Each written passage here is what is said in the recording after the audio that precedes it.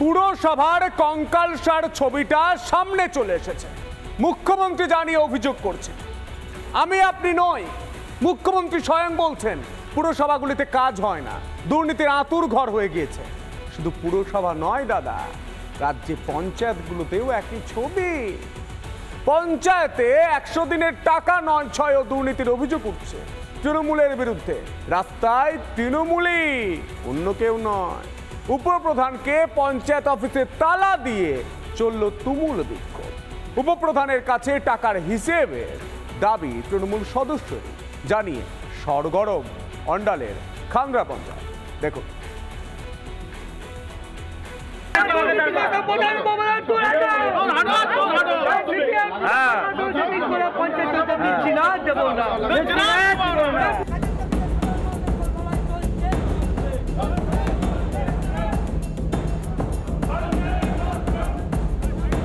অন্ডালের খান্দ্রা পঞ্চায়েতে তৃণমূলের দুই গোষ্ঠীর কোন্দল ঘিরে এভাবেই উত্তপ্ত হলো পরিস্থিতি।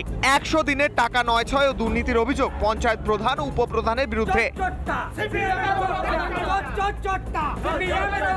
আমি দাঁড়িয়ে আছি তৃণমূল পরিচালিত খান্দ্রা পঞ্চায়েতের ভিতরে। আমার বাঁদিকে আছে তৃণমূল পঞ্চায়েতের উপপ্রধান এবং এখানে দাঁড়িয়ে আছে পঞ্চায়েত সদস্যরা। তারা চাইছে পঞ্চায়েত প্রধানের পদত্যাগ, প্রধান উপপ্রধানের পদত্যাগ চাইছে দুর্নীতির অভিযোগে। এবং আমি একটু বাইরের চিত্রটা দেখাতে বলবো। পঞ্চায়েত সদস্যরা আছে এবং একটাই দাবি যে দুর্নীতির অভিযোগ, পঞ্চায়েত উপপ্রধানের বিরুদ্ধে দুর্নীতির অভিযোগে সাধারণ মানুষ এবং পঞ্চায়েত সদস্যরা আজকে এগিয়েছে এই পঞ্চায়েতের সামনে বিক্ষোভ করছে। পরিস্থিতি এমন হয় যে উপপ্রধানকে তালা আটকে চলে বিক্ষোভ।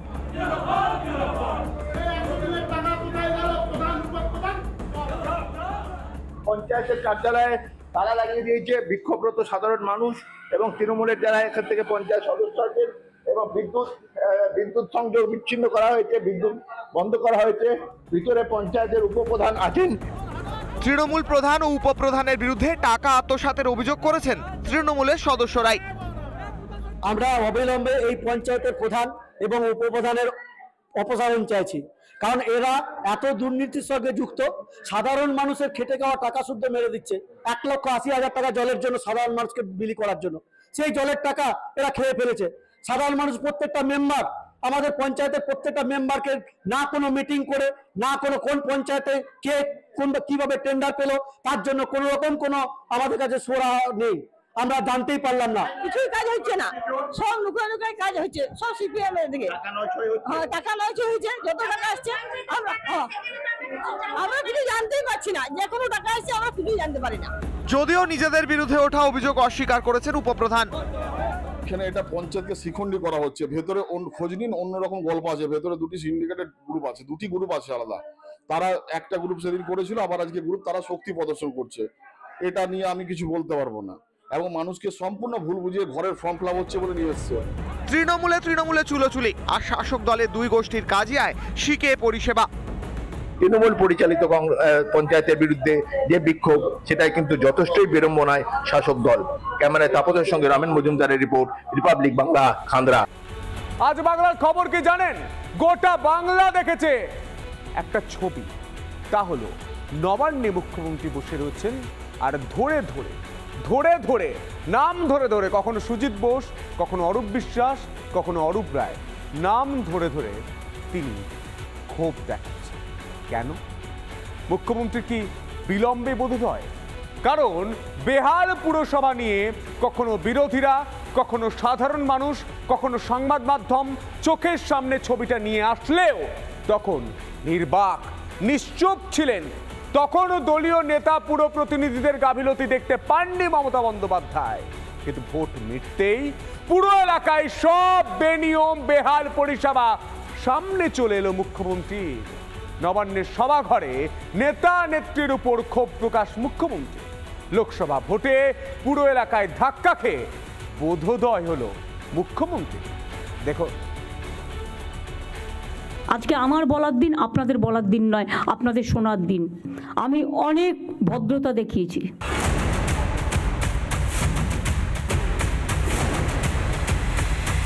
দেখলে সত্যি বোঝা দায় রাস্তা নাকি নর্দমা। ইতি উতি জমে রয়েছে ময়লা আবর্জনা, দেদার দখল হয়ে যাচ্ছে সরকারি জমি। এবার পুরসভাগুলির বেহাল পরিষেবায় সরব হলেন খোদ মুখ্যমন্ত্রী। নবান্নের সভাঘরে রণংদেহী মুখ্যমন্ত্রীর ভৎসনা থেকে ছাড়া পেলেন না নেতা মন্ত্রী থেকে পুরো প্রতিনিধিরা। একতরফা গায়ের দখলে জমি দখল হবে, কাজ করবে না, এটা হবে না। গভর্নমেন্ট অনেক করেছে, এনাফ। এবার কিন্তু পেনাল্টি করব। ভালো করে ভিজিলেন্স করলে সব বেরিয়ে আসবে কে কোথা থেকে কত নিয়েছে। শহর জুড়ে বেআইনি নির্মাণের রমরমা কারবার, অবৈধ বহুতল ভেঙে প্রাণ গিয়েছে অনেকের। রাজ্যে অবৈধ নির্মাণ রুখতে এবার কড়া পদক্ষেপের নির্দেশ মুখ্যমন্ত্রীর। উইদাউট পারমিশনে 3 তলা 4 তলা 5 তলা তুলেই যাচ্ছে। কেন তাদের অ্যারেস্ট করছেন না? কেন ভেঙে দিচ্ছেন না? 2-1টাকে অ্যারেস্ট তো করুন, 2-1টা ভাঙুন। আমি বলবো স্টার্ট ফ্রম মাই হাউস। কেন আমি ইলিগাল জিনিসকে আমি অ্যালাউ করবো? যেই হোক। পুরো পরিষেবায় ক্ষোভ প্রকাশ মুখ্যমন্ত্রীর। বিরোধীদের দাবি সবটাই চোখের ধুলো।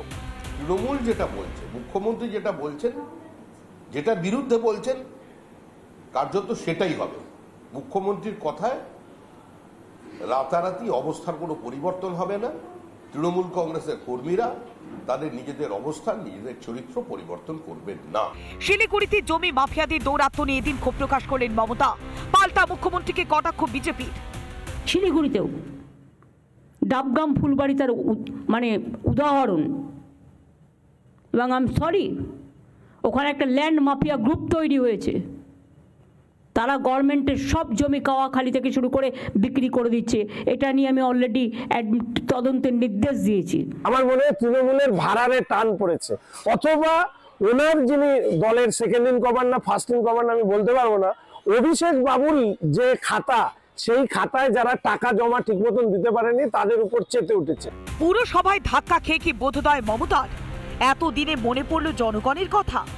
রিপাবলিক বাংলা। বিলম্বে বোধোদয় হয়ে এতদিনে মনে পড়ল জনগণের কথা, কিন্তু সেই মনে পড়াতেও দুটো নাম মনে পড়ল না। দুটো নাম তিনি ভুলে গেলেন। কি কি দুটো নাম? রাজ্যের পুরসভার দুটি নাম। রাজ্যের পুরসভা নিয়ে যখন নবান্নে পর্যালোচনা বৈঠক হচ্ছে, সেই বৈঠকে ডাক পাচ্ছে না নদিয়ার তাহিরপুর ও পুরুলিয়ার ঝালদা পুরসভা। কেন? কারণ বিরোধীদের দখলে রয়েছে এই দুই পুরসভা। তার জন্যই কি রাত্ত হচ্ছে তাহিরপুর ও ঝালদা পুরসভা। সেখানেও কি নাম কে বাস্তে তৃণমূলের বোর্ড বলে বিমাতৃসুলভ আচরণ। দেখুন। সদ্য সমাপ্ত লোকসভা নির্বাচনে রাজ্যের শাসক দল আসন বেশি পেলেও তাদের ভাবাচ্ছে শহুরে ভোট। দিন কয়েক আগেও দমদমে জয়ী সাংসদ সৌগত রায়ের গলাতেও শোনা গিয়েছে সেই আক্ষেপের কথা। ভোট পর্যালোচনার পর তৃণমূলের অন্দরে এখন এটাই ফিসফাস, ভোট কমছে শহরে। কারণ কি? পুরো পরিষেবা নিয়ে কি সন্তুষ্ট নয় পুরো নাগরিকরা? সেই প্রশ্নের মধ্যে আজ পুরো পরিষেবা নিয়ে নবান্নে বৈঠকে রাজ্যের মুখ্যমন্ত্রী মমতা বন্দ্যোপাধ্যায়। কিন্তু আশ্চর্যজনকভাবে সেই বৈঠকে ডাক পেল না রাজ্যের দুই পুরসভা, বাম পরিচালিত নদিয়া তাহিরপুর এবং নাম কেউ আসতে তৃণমূলের বোর্ড থাকা ঝালদা পুরসভা। মুখ্যমন্ত্রীর বৈঠকে আমন্ত্রণ না পেয়ে বিক্ষোভ নদিয়ার তাহিরপুর পুরসভায়। সকাল 11টা থেকে তাহিরপুর পুরসভার সামনে অবস্থান বিক্ষোভ করেন সিপিএম এর কর্মীরা।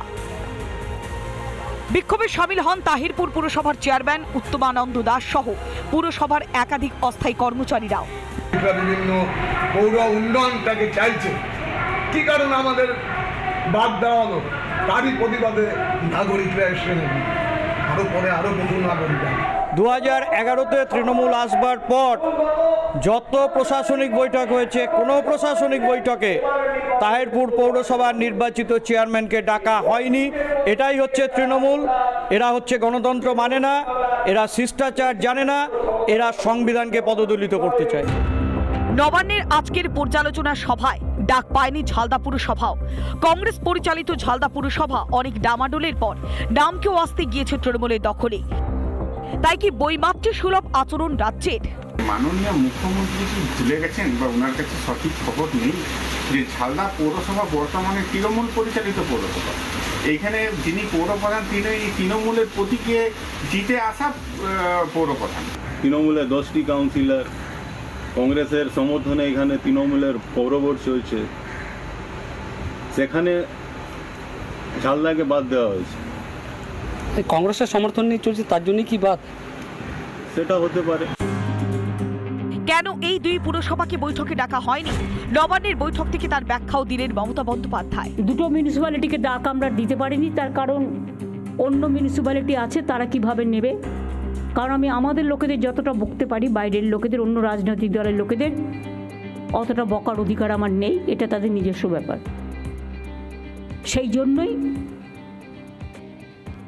যাই হোক, তারা আমাদের সাথে যোগাযোগও রাখে না, তারা তাদের মতো ভালো করে কাজ করুক, শুভেচ্ছা থাকবে।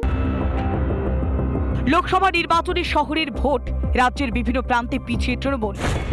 দুটি পুরসভায় বিরোধীরা থাকায় ডাকা হয়নি তাদের। তবে কি এবার উন্নয়নের ক্ষেত্রেও আমরা ওরা? পলাশকান্তি মণ্ডল ও অরবিন্দ মাহাতো রিপোর্ট, রিপাবলিক বাংলা।